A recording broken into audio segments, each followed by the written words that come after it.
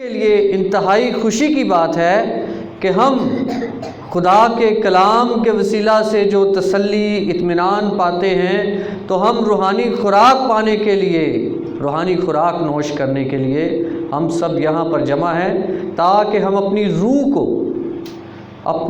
کو تازہ دم کر سکیں۔ سب نے ناشتہ کیا ہے؟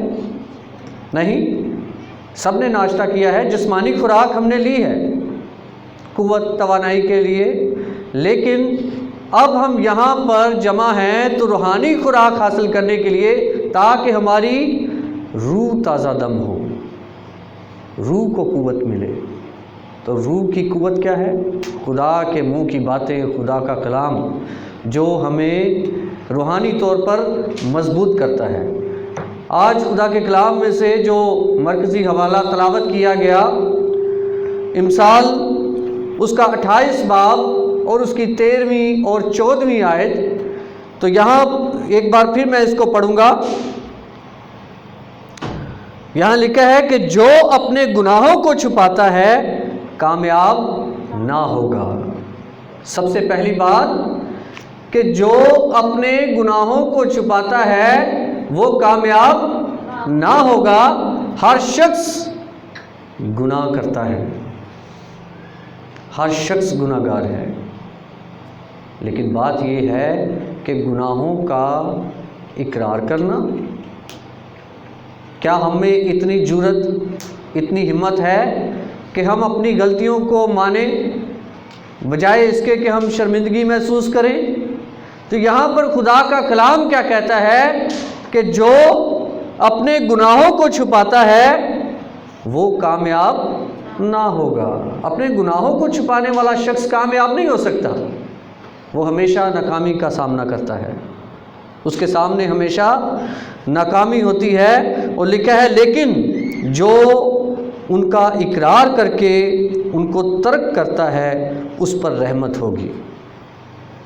جو اپنے گناہوں کا اقرار کر کے، اپنی غلطیوں کو مان کر اپنے گناہوں کو ترک کرنا چاہتا ہے، ناراستی کو چھوڑ کر راست بازی کو اپنانا چاہتا ہے، اس پر خدا کی رحمت ہوگی۔ اور خدا کی رحمت کیا ہے؟ آج ہمیں جو کھانا پینا، اچھا پہننا، ہماری زندگی کی وہ تمام ضرورتیں جن کو ہم پورا کر سکتے ہیں، خدا نے ہمیں ہمت طاقت قوت بخشی ہے، چلنا پھرنا بولنا چالنا، یہ سب کچھ معمول کے مطابق ہم زندگی کے کاموں کو سر انجام دے رہے ہیں، تو خدا کی رحمت ہی ہے، یہ خدا کا رحم ہے۔ نہیں تو ہم اتنے گھنونے گناہوں میں ملوث ہیں کہ میں کہتا ہوں کہ شاید ہماری زندگی میں خوشحالی ہونی ہی نہیں چاہیے، لیکن خدا کا کلام کہتا ہے کہ جو اپنے گناہوں کو مان کر اقرار کر کے انہیں ترک کرتا ہے ان پر میری رحمت ہوگی، لیکن جو گناہوں کو چھپاتا ہے وہ کامیاب نہ ہوگا۔ اس کی محنت جو اپنی زندگی کا دار و مدار چلانے کے لیے وہ کر رہا ہے وہ اس کے لیے ناکامی کا باعث بنتی ہے۔ وہ روپیہ پیسہ دولت حاصل کر کے بھی پریشانیوں میں ملوث ہے، بہت ساری مصیبتوں میں گھرا ہوا ہے۔ تو جب 14ویں آیت ہم پڑھتے ہیں تو یہاں پر واضح طور پر لکھا ہے مبارک ہے وہ آدمی جو سدا ڈرتا رہتا ہے۔ کس سے؟ خدا سے۔ مبارک ہے وہ آدمی جو ہمیشہ، جو سدا ڈرتا رہتا ہے۔ اب ڈرنے کی بات تو یہ ہے کہ خدا کا خوف جان کر، خدا کے کلام کی باتوں کو اپنی زندگی میں اپنا کر ہم وہی کام کریں جو خدا کی مرضی کے مطابق ہوں، ہم خدا کی مرضی کے خلاف کوئی بھی کام نہ کریں۔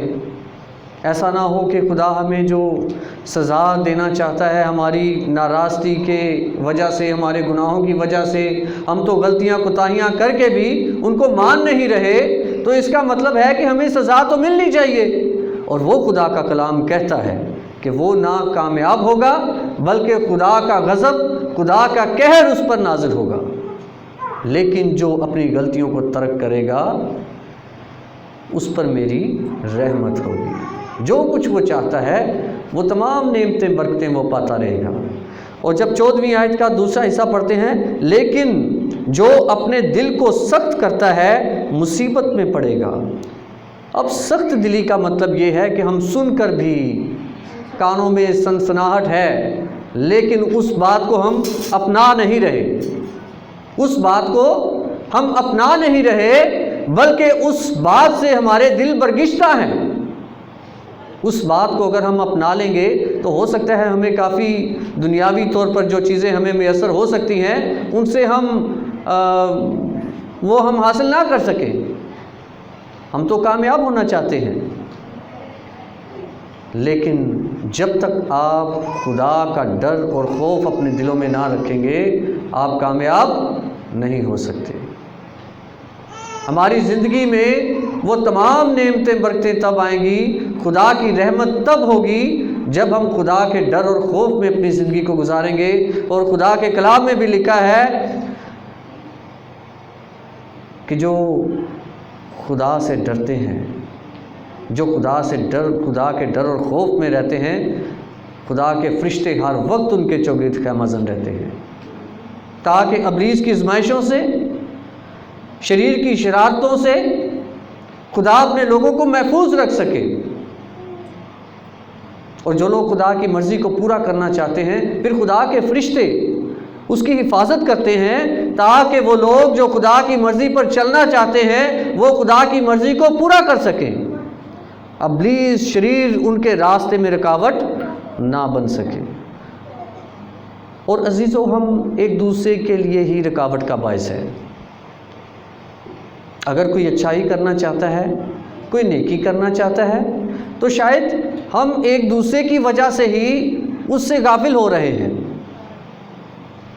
ہم کسی انسان کی باتوں میں آ کر بہت سارے کام ایسے کر رہے ہوتے ہیں جو ہمیں نہیں کرنے چاہیے، جن کا ہمیں پتہ ہے کہ یہ خدا کی نظر میں اچھا کام نہیں۔ مجھے تو خدا کی بات کو ماننا ہے، خدا کے ڈر اور خوف میں رہتے ہوئے اس کی مرضی کو پورا کرنا ہے۔ اور یہ جو انسان ہے یہ بھی تو خدا کے ہاتھ کی کاریگری ہے، اور میں جو اچھائی کرنا چاہتا ہوں اور جس کے لیے اگر میں اچھائی کروں گا تو خدا کے کلام میں اجر ہے کہ خدا مجھے راست باز ٹھہرا کر مجھے ہمیشہ کی زندگی کا وارث بنا سکتا ہے، تو مجھے تو اچھائی ہی کرنی ہے۔ اور میری نظر میں انسان کی کوئی بات کی اہمیت سے پہلے مجھے خدا کے ڈر اور خوف میں رہتے ہوئے خدا کی مرضی کو پورا کرنا ہے۔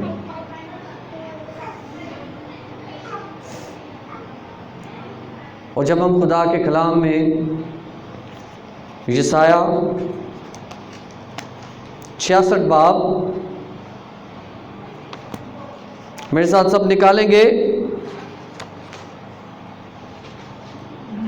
یسایہ نبی کا صحیفہ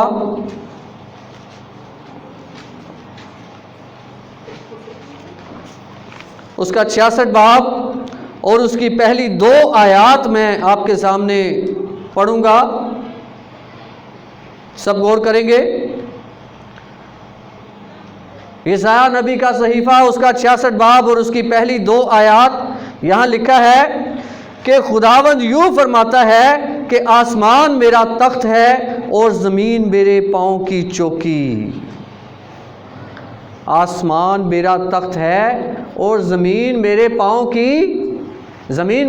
کی چوکی۔ تم میرے لیے کون سا گھر بناؤ گے اور کون سی جگہ میری آرام گاہ ہوگی؟ آج ہم کہتے ہیں ہم خدا کا گھر بناتے ہیں، خدا کے گھر کو خوبصورت بنانے کے لیے بہت سارے کاموں کو سر انجام دے رہے ہیں، اپنا روپیہ پیسہ، اپنی طاقت، اپنی قوت ہم خدا کے گھر کو بنانے کے لیے، بہتر بنانے کے لیے، بہترین بنانے کے لیے ہم اپنے وسائل کا استعمال کر رہے ہیں۔ لیکن خدا کہتا ہے کہ آسمان میرا تخت اور زمین میرے پاؤں کی کیا ہے؟ چوکی ہے۔ تو میرے لیے کون سا گھر بنائے گا؟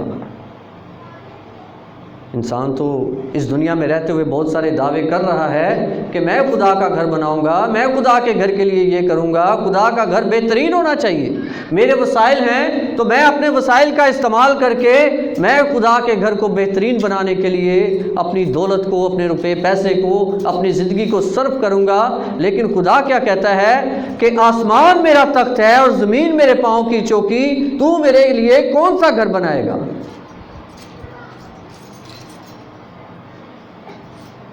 کیا خدا کو زمین پر کسی گھر کی ضرورت ہے؟ ضرورت ہے؟ بالکل نہیں۔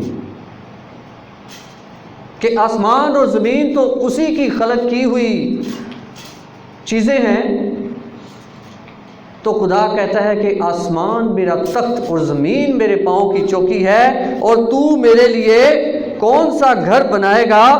اور پھر لکھا ہے کیونکہ یہ سب چیزیں تو میرے ہاتھ نے بنائی۔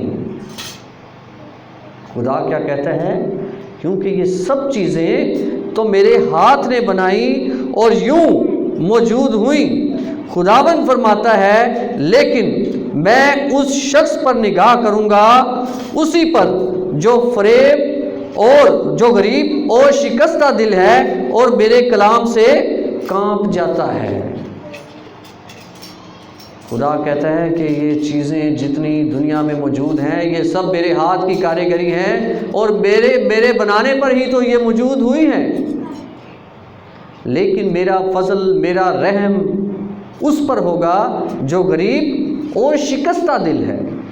غریب اور شکستہ دل جو خدا کی بات کو سنتا ہے، خدا کے ڈر سے، خدا کی باتوں سے، خدا کے کلام سے وہ کانپ اٹھتا ہے کہ کہیں مجھ سے ایسی غلطی سرزد نہ ہو جائے، کوئی ایسا گناہ سرزد نہ ہو جائے کہ میں سزا کا حقدار بنوں۔ جو شکستہ دل ہے، جو خدا کے کلام کا ڈر اپنے دل میں رکھتا ہے، خدا کہتا ہے کہ میری نگاہ اس پر ہے، میں اس کو سرفرازی،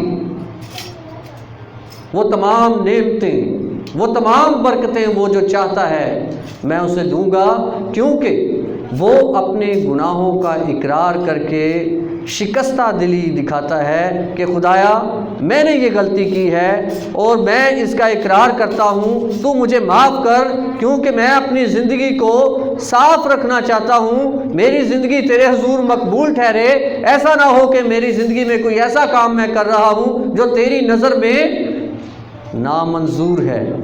تو میں چاہتا ہوں کہ میری زندگی تجھے پسند آئے، میری زندگی تیرے حضور مقبول ٹھہرے، ایسا نہ ہو کہ تیرا غضب مجھ پر نازل ہو، میں تو چاہتا ہوں کہ تیری نعمتیں، تیری برکتیں، تیری رحمتیں مجھ پر نازل ہوں، تو میں تیرے ڈر اور خوف میں رہنا چاہتا ہوں۔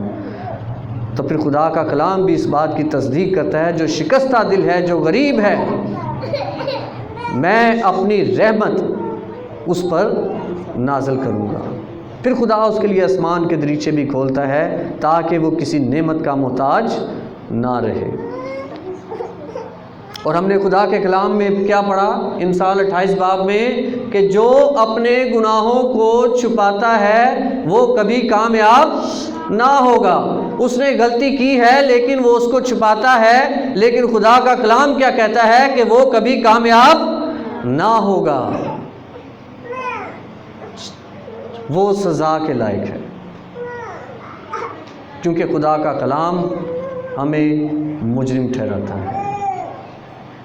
تو عزیزو، ہم سب جو بہت سارے گناہوں میں مبتلا رہتے ہیں، بہت ساری غلطیاں کرتے ہیں، ایک دوسرے کو نقصان پہنچانا، ایک دوسرے کے لیے دل میں بغض رکھنا، ایک دوسرے کے لیے غصہ، تفرقے پیدا کرنا، یہ ساری چیزیں گناہوں میں ہیں۔ اگر ہم ان کو ترک کر کے خدا کی مرضی کو پورا کریں گے، خدا کے ڈر اور خوف میں رہیں گے، تو میں کہتا ہوں کہ یقیناً وہ تمام نعمتیں برکتیں آج ہم جن سے محروم ہیں، ہم پھر محروم نہیں رہیں گے، محتاج نہیں رہیں گے، بلکہ ہم وہ تمام نعمتیں برکتیں خدا سے حاصل کریں گے جو خدا ہمیں دینا چاہتے ہیں۔ یقیناً آج کا کلام ہم سب کے لیے باعث برکت ہے۔ میں چاہوں گا کہ سب اپنے سروں کو جھکائیں گے، اپنی آنکھوں کو بند کریں گے، تاکہ ہم اپنی روحانی زندگی کو بہترین بنانے کے لیے اور اچھا بنانے کے لیے، تاکہ ہماری زندگی خدا کو پسند آئے، ہم اپنی زندگیوں کو خدا کی مرضی کے مطابق بنا سکیں۔